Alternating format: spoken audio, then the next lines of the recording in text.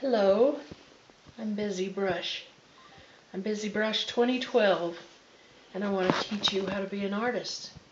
If you're interested, I want to show you some things in my art room. I love my art room, and I share it with 10 people. Let me show you first this painting.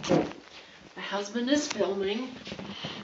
This is acrylic paints on canvas, and my son sent me a picture of his garden. And they're canna plants. And so I picked out a section that I thought was really interesting, put it in a projector, projected it on this canvas, and then painted it other colors because I wanted to express how interesting it is that all these leaves are striped. So I even put copper and gold right here, and the colors continue around the side. This one is called Marvelous DNA, and I wanted to say how wonderful it is that DNA can make a frog and a flower and tell the flower how to bloom every year. So let's walk around my art room, and I want to show you some more things. You see some more work that my friends are doing, and these are all the books that I learned how to be an artist out of. I went to a university and became ill and had to drop my education. So I bought all these books and I've read them, and I want to teach you for free. Now I want to talk to you about how you plan your picture. And this is very important because you have to get someone to stop in front of your picture if you want to sell your picture or make it interesting. So look at this picture of a bug. Do you think that looks very interesting? It's just a bug, isn't it?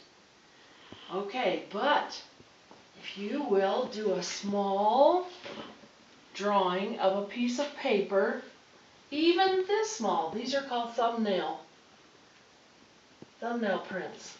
Okay, thumbnail sketches. You divide your paper into 3 sections. 1, 2, 3, and 3 this way, across like this. Okay. The most interesting thing in your picture should be where 2 of those lines cross. It could be here, or here, or here, or here. So what if I drew a bug with antenna out here, legs up here, because I want to. I want to make that bug my bug and put some personality into him. Now, which picture do you think is more interesting? That's what we want to do. We want to make it more interesting. Here is a design. You could do all kinds of things with this design. On a piece of paper, and then color it, and change the color where the colors cross each other. So that's what we do. And in here we discussed, this was a discussion of how seashells are made. And so we try to open up our minds and imagine all these things. Look here on the table. One of my friends is doing a pop-up card. And next time I come, I'll show you that pop-up card finished. I keep all my paints here with a light on so they don't freeze in the cold. I love my paints. But first I want to teach you a project in colored pencil. Here are some of my ribbons so that you can see I've been doing art for 60 years. Makes me pretty old, huh? Okay. Here's my husband. Oh, look here. This is doodling. I want you to doodle. Get some colored pencils and just doodle. It'll give you ideas for your paintings. Okay, come sit down, I'll show you more. You want to come over here, Gary?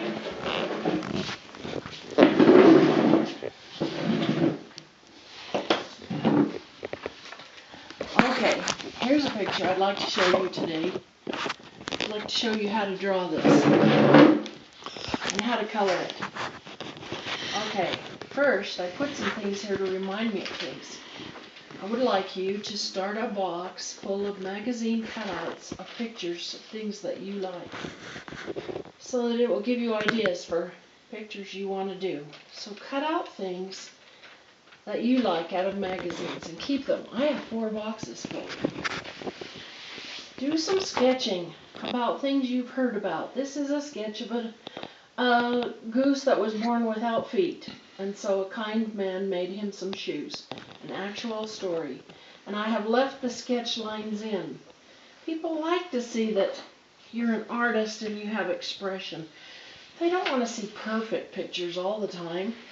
This is a sketch I did trying to get the idea of how to do an alligator for my son, because my son invented a clamp that goes on a pool table that holds the pool cue on the side of the table while he's busy going to get a drink or talking to his friends.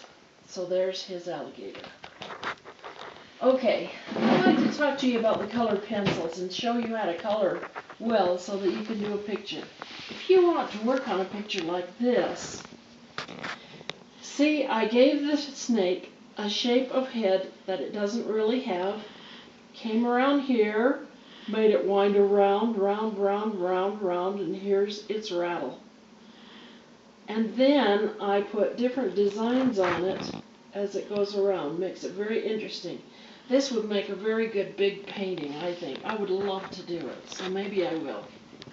Some of our paintings we do on masonite, because masonite is a wood product that costs about $6 for 4 feet by 8 feet. You never paint on the back because you wear out your brushes. They wear down to nothing. You paint on the front after putting a latex product or a gesso on the front. And I'll show you that when we get into paint. Okay, for colored pencil, I want to show you this. This is how most people color with their colored pencils. See how these 2 sections have crossed and there's a ridge here of dark. This is how I want you to look. Watch how I'm going to color in and out.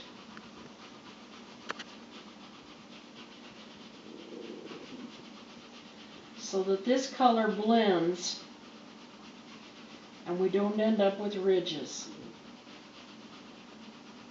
Now you get used to doing this. You can talk to people, you can watch TV, listen to it, look down now and then, make sure you're going smoothly. But see, we don't end up with ridges like this. Okay, now here's another technique. I colored very darkly right here, and when you color very darkly with a colored pencil, I sharpen these with a knife, because they're usually $2 a piece for these colored pencils.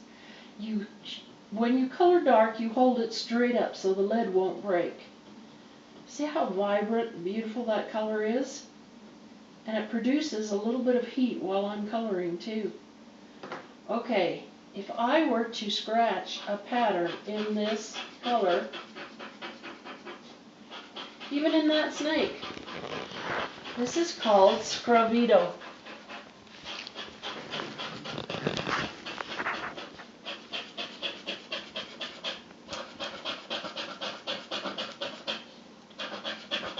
That's Scravito. Can even do it in this one.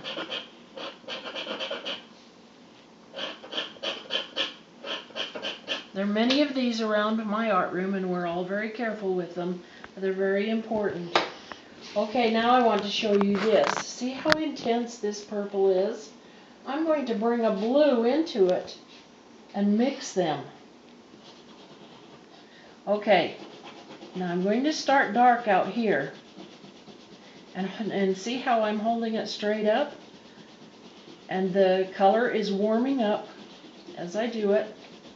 Now I'm going to cross into this purple, and as I do, the colors are warming into each other and melting into each other, and this is called burnishing. Okay, one color becomes the other color. Then you come out here. Okay, that is what I have done on this picture. This got a blue ribbon, and this is a moth that was actually on my house. And because of the careful coloring, that's why I got a blue ribbon. So your coloring really does matter. Now let's talk about paper. See this paper here? This paper is very slick, very slippery. What this paper is good for is doodling with a pen. Your pen slides all over the paper, and it's easy to just draw from one subject to another, and that part of that could become a painting even. Oh, see this? I did this a long time ago. There's a fly. Okay, here's a piece of computer paper. Very slick. Feel how smooth that is. Alright, now in comparison, this is a piece of watercolor paper. This has tooth to it. Tooth. Tooth means how much texture is in the paper. And the texture will make the color of the colored pencils soak into the grooves and become very vibrant like this. And then I can glue this onto a piece of paper or a piece of cardboard and put it in a, here it is, put it in a frame. I bought this frame from Walmart. And you could buy one smaller and put it in a frame. Sometimes you can design your work too so that it will fit in the frame. Now what if until next time we meet, you try to do a snake or a bug? Can you design a funny snake? A design snake? A designy bug? A bug that would really catch your imagination? And what if you did a snake, but you put stripes on him? See, I haven't done any stripes yet on mine. What if you put some stripes on yours? Remember that the snake is round. So as he comes around, this part gets lighter. But if you don't want the white showing through, pick a color that's close and start coloring it into that color like this. See, I'm not holding it up straight and coloring dark yet. I'm getting rid of the white.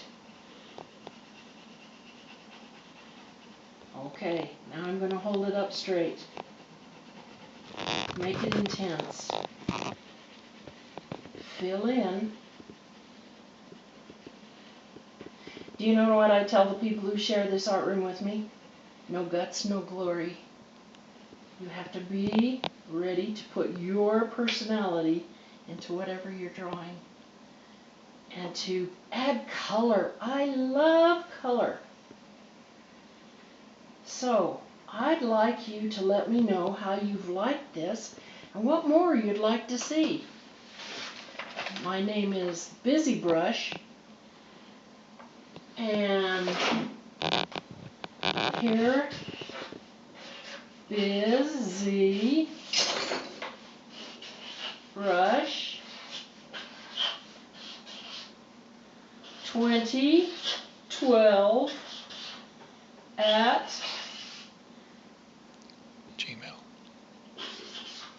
Gmail. How's that?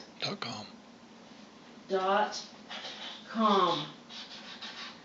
BusyBrush 2012 at gmail.com. Tell me what you think and what you'd like to see more of. I'd really like to see your pictures too, and we'll see if we can keep doing this. Maybe someday you could even mail me one, or we'll see what happens, okay? I love art. I want to see you be happy and learn how to do all this. It's easy, and I've learned so much. Let me share with you. Till next time, bye.